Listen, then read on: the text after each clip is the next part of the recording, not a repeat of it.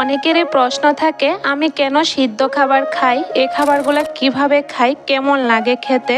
তো অনেক প্রশ্ন, চলো আজকে তোমাদের সব প্রশ্নের উত্তর দিচ্ছি। তো কিভাবে রান্না করছি এটা আগে তোমাদেরকে দেখাই আর বলিও।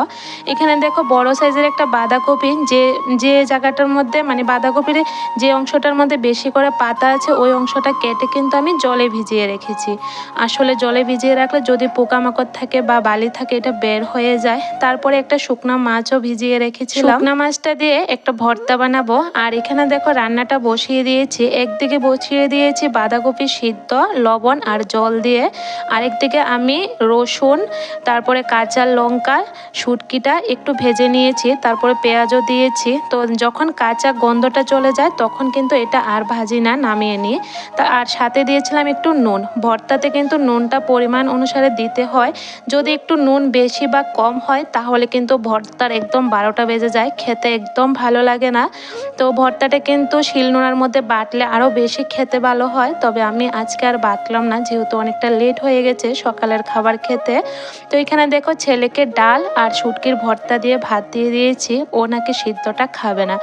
আসলে আমার শ্বশুর বাড়িতে কিন্তু কেউই খায় না সিদ্ধ খাবারটা, বেশি করে আমিই খাই, আমার পছন্দ খুব। ছোটবেলা থেকে খেয়ে এসেছি, বাবার বাড়িতে যখন ছিলাম তখন আমাদের বাবার বাড়িতে কিন্তু বেশিরভাগই সিদ্ধ খাবার রান্না করা হতো। তো তখন মানে অভ্যাস হয়ে গেছে, এখন সিদ্ধ খাবারটা খুব প্রিয়। তবে শ্বশুরবাড়িতে আসার পর বেশি একটা খাওয়া হয় না, যেহেতু শ্বশুরবাড়ির লোকজন বেশি পছন্দ করে না তার জন্য।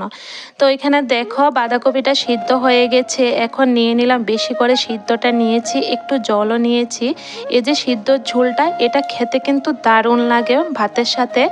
আর সাথে নিয়েছি এই যে শুকনো মাছের ভর্তাটা, এই ভর্তাটা না হলে কিন্তু সিদ্ধটা খাওয়া একদমই চলবে না আর একদমই মজা লাগবে না। তো দেখো গরম গরম ভাত সিদ্ধ আর শুটকির ভর্তা, চলো তোমাদেরকে খেয়ে দেখাই কেমন লাগলো। বাটির মধ্যে যেহেতু সিদ্ধ করেছি একটুখানি লেগে গেছিলো, সেটা ফেলে দিয়েছি।